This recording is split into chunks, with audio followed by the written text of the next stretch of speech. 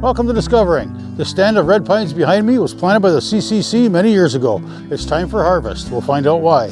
When the canopy decreases, the trees are losing productivity and they just start to decline. That is the reason why we need to come in here and harvest these trees before we lose value or before they completely fall over. Tonight we're at the historic Keweenaw Mountain Lodge in Copper Harbor, and this is the first winter season they've been open in over a decade, so I'm here to check out all they have to offer. They can cross-country ski, they can snowshoe. That's all tonight, so sit back and relax. It's Monday night and time for Discovering. The secret streams that flow beneath the cliffs of colored stone.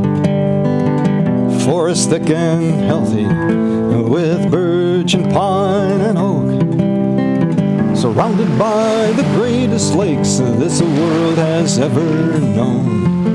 The black bear's awesome presence as he roams the hills and fields. Call of the timber wolf, the loon's lonesome trill. The eagle soaring high above, the trout lies deep and still. These are what I treasure, the only way I measure feelings that I have for this fine land. There is so much to discover when you're a long-time lover of northern Michigan.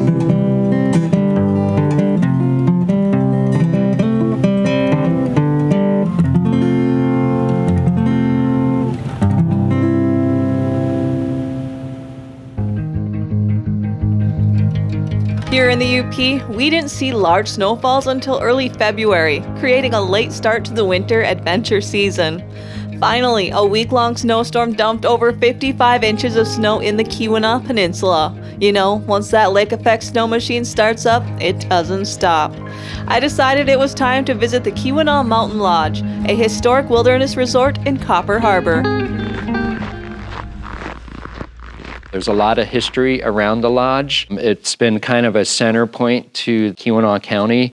The Keweenaw Mountain Lodge is on the National Register of Historical Places. The lodge was built back in the 30s during the WPA period when it was a work project, just like a lot of the national park lodges out west. See, WPA, it's a Work Projects Administration, and so that's the FDR program back in the 1930s to help alleviate unemployment, and it turned into a CCC project because the WPA project, I believe, initiative only lasted a year or two, and then it turned into a CCC project there.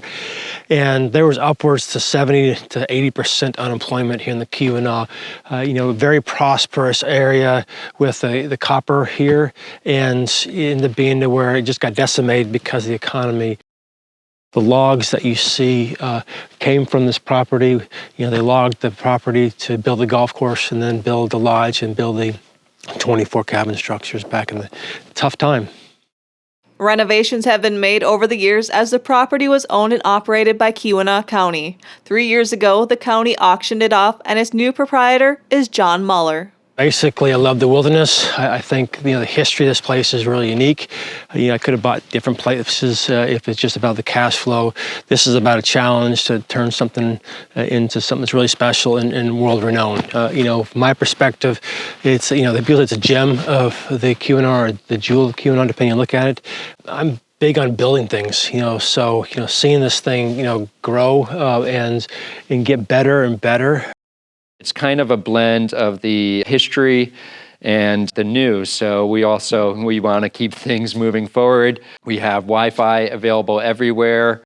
The restaurant has shifted kind of from traditional American food to now it's rustic, worldly food. The menu's constantly changing every week or two, and you will find items on that menu from that are inspired from dishes around the world. The lodge is open to anybody, so if you even want to just come and see the lodge and get a bite to eat, we also have a coffee shop, the Little Cabin Cafe. There's historical information throughout the lodge. It's really a fabulous building. This is the first winter they've been open in many years.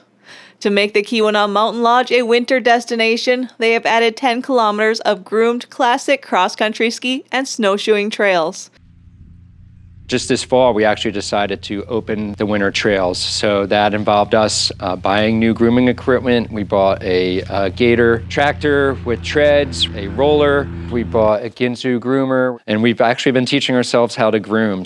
This is where you'll find John most days. We're running the perimeter loop first, which is going to be the golf course. And so we go around the golf course so we get some nice views, some open areas. We don't have flat terrain here, so it takes some time for the snow to build up, then we can actually level it out. And so this round of snowstorms has really helped us play around a little bit with how we sit there and make it flatter and more enjoyable for the skiers.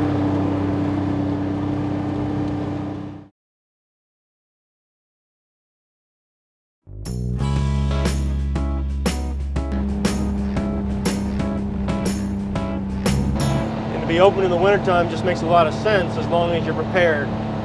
And we haven't we opened the general public until this year. We tested the last 2 winters just to see what we could do, and we thought we did well. We're still missing certain things because, I mean, we're down at -1 degree today when we started, and that gets cold and tough to keep the water from freezing in the pipes and the cabins and the lodge.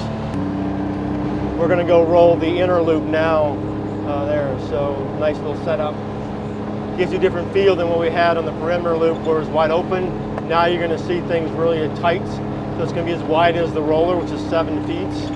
And here we come. I stepped out of the gator to get some video of it passing by, and not thinking, I stepped off the groom trail and sunk down to my waist in the snow. Since I was down there, I hung a tag skiers can pick up to turn in for a free drink in the coffee shop. Part of the fun, joyous, and adventuresome experience John wants his visitors to have. Come up and just enjoy what you're experiencing up here.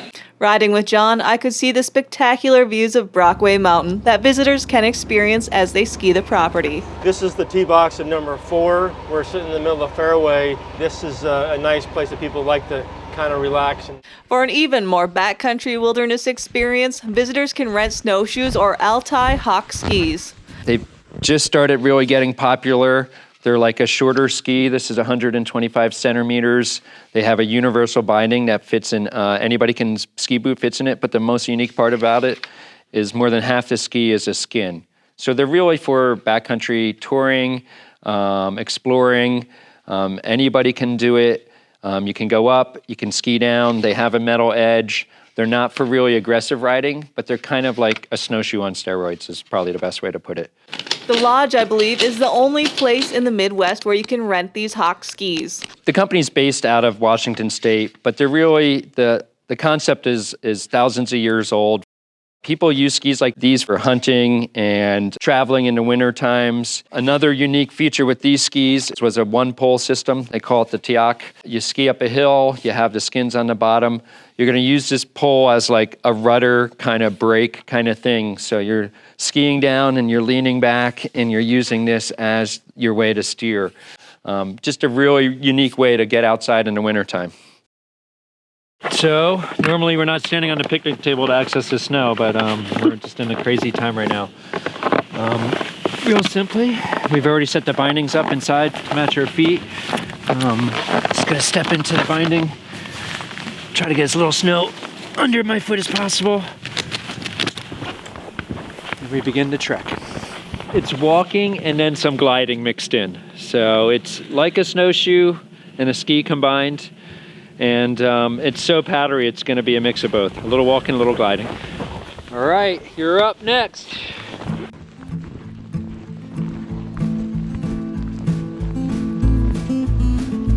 We're just going to start out on the snowshoe trail here. The snowshoe trail just starts at a fire pit right next to the lodge.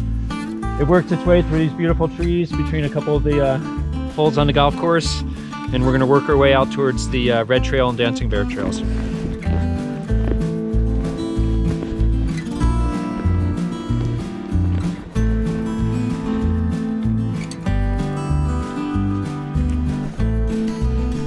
The snowshoe trail we have here at the Mountain Lodge, it kind of circumnavigates the golf course. It's in and out of the woods.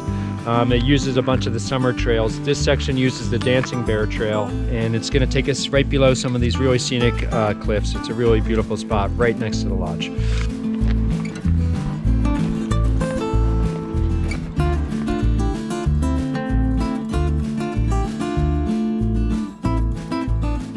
Little turns, turning to tips, Perfect. I kind of like them. Fun, right? Yeah.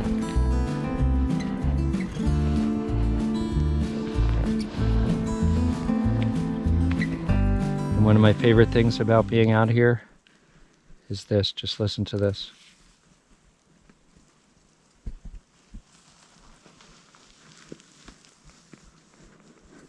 Just quiet, peaceful. The experience we're pushing for is people come, they rent one of the historic cabins for 3 days or more. Each cabin has a fireplace in it. The ski trails, the snowshoe trail, that's literally out your door. We're far, far from everywhere. We're really pushing an experience for people to just get out and get into the woods. You know, you had the fun, joyous, and adventure piece. This is the overall theme is, you know, we're a historic wilderness resort in the Keweenaw, but we're marrying history with the future to get to a vibrant and progressive present.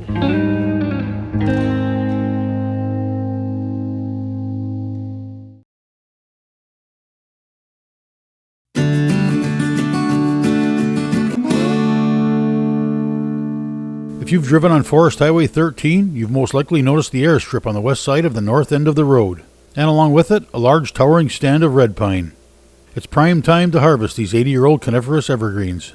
I talked with the Alger and Marquette County Conservation District Forester, Matt Watkes, to find out the how and why, as well as future plans for regeneration of the area. We're on a site here known as the Munising Airfield, also commonly known as Hanley Airstrip.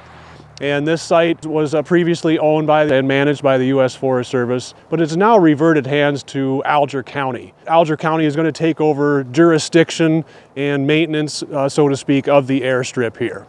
Part of that management and jurisdiction of this land is to try to come up with some revenue to maintain the airstrip as well as we can for planes that are using this airstrip here. Part of that revenue stream obviously may come from timber. So we're looking at a very nice mature stand of red pine timber here. This was planted actually by the Civilian Conservation Corps back in about the 1940s as a large reforestation project after the logging era, and also to put people to work after the Great Depression. The Civilian Conservation Corps, or CCC, planted a lot of red pine plantations throughout the state of Michigan and throughout the Midwest. This has been a very well-managed stand of red pine. It was planted very close together because planting conifers close together forces them to grow up tall and straight. However, as the canopy fills in, you do need to do some thinnings in these conifer plantations. So probably at about 50 years of age,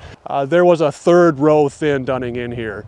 So a logger came in and removed every third row of trees, and that just opens things up. I get a little more sunlight and airflow to the residual trees to increase productivity. Then with most other red pine management, there was a second thinning that was done. So the third row that was removed really facilitates another future thinning. So you have access to these plantations, and that a logger can pick and choose some of the trees to the left and right of those open rows now. And the ultimate goal of that is to remove some of the poorer formed trees or stunted trees or doubles and things like that, to leave behind the best quality stems to be utilized at maturity. And that's pretty much what we're looking at here today. So there is a logging operation that is contracted to come in here and do a complete harvest at this time. The logger has already started on the far west end of this stand of trees, which we'll go look at later. But the red pine here constitutes about 50 acres of trees. And as you can see, these are nice, straight trees that do not have very many branches on them. And as I said, these are high quality timber products. They're going to be used as dimensional lumber in some cases, but also as utility poles. This is almost the highest quality wood product that you can get out of the forest of the UP, besides really specialty woods like bird's eye perhaps or something like that. So these red pine utility poles are the cream of the crop. Now I say these are at maturity and they're kind of ready to be harvested because of a few reasons. If we let them get much bigger, then they can't really be used as utility poles and they won't be nice and straight. Also, when conifers are planted in plantations like this, it does kind of decrease their lifespan a little bit. If you could imagine an open-grown pine tree in your yard, there would be branches almost all the way to the ground, be very highly productive, but it doesn't get very tall either. However, those open-grown trees can live maybe up to 200 years, red pine for example. Now these in a plantation setting, well, that decreases the amount of canopy on these trees as well. So when the canopy decreases, the trees are losing productivity and they just start to decline. That is the reason why we need to come in here and harvest these trees before we lose value or before they completely fall over, which might happen in the next couple of years.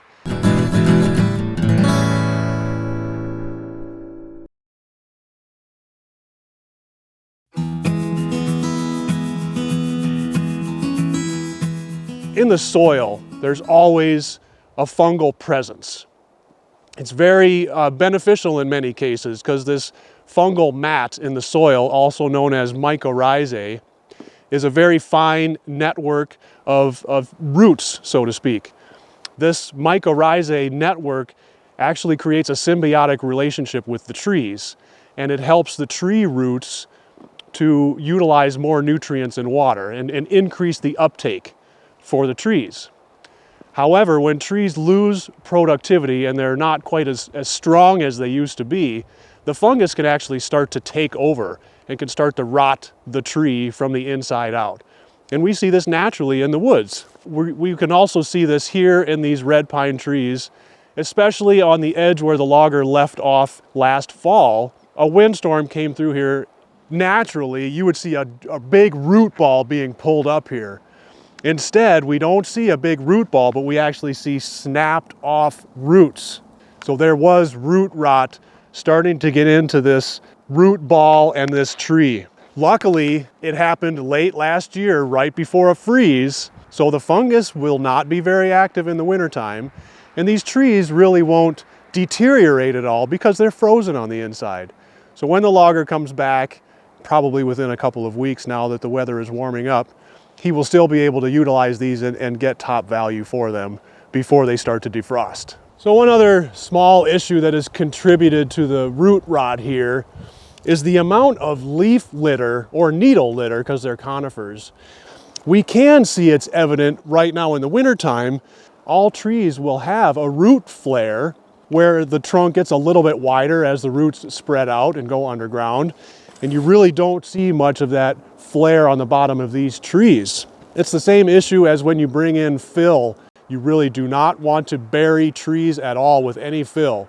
So if you lose that root flare, you're just increasing vectors or areas where mold and mildew and fungus can start taking over. But also when we're looking at these trees and knowing that they are ready to be harvested, so to speak, is when we look at the crown ratio of the tree. We planted these trees tight together so they grow very tall and straight with minimal branching, but as they get to maturity, you notice that the crown ratio decreases. And what that means is the percentage of the tree with live green branches on it. And if you can imagine that as a percentage of the whole height of the tree. In conifer plantations, you really need to think about a final harvest when that crown ratio is at or below about 30%. And of course, that's what we are seeing right here, right now. So perfect timing to harvest these trees. This is the area where the logger started the job and completed late last summer into early fall.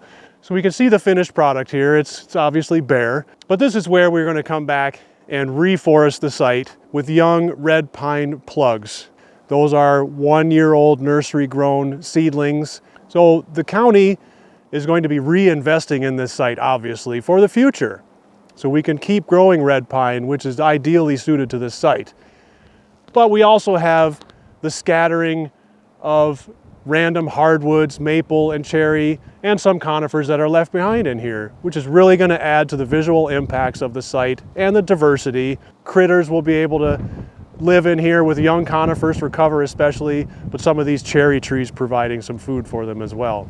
So keep an eye on this site over the coming years, and you'll really see young forests coming back. We have a great opportunity to replant red pine here while still maintaining a very long airstrip north and south. Well, that's it for this week.